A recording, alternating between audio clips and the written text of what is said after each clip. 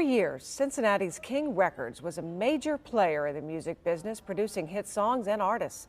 Now the story of King Records is being told on stage. 9 on Your Side's Lisa Smith gives us a glimpse of Cincinnati King at Playhouse in the Park.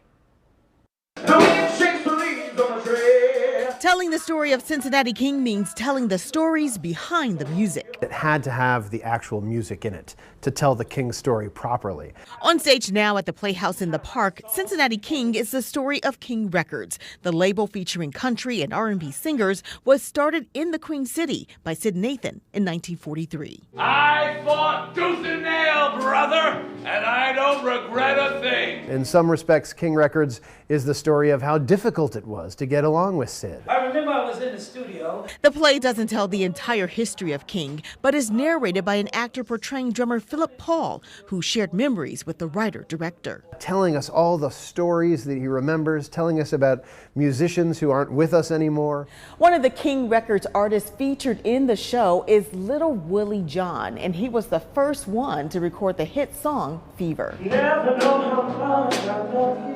Fever was a #1 R&B hit for the King label, and James Brown was another hit maker. But will we see Brown in the show? There might be. I shouldn't say. You're going to have to come and see the show. Lisa Smith, 9 on Your Side. That's how they do it. Cincinnati King just happens to coincide with the 75th anniversary of King Records and efforts to preserve its former location in Evanston. The show at the Playhouse runs through December 23rd.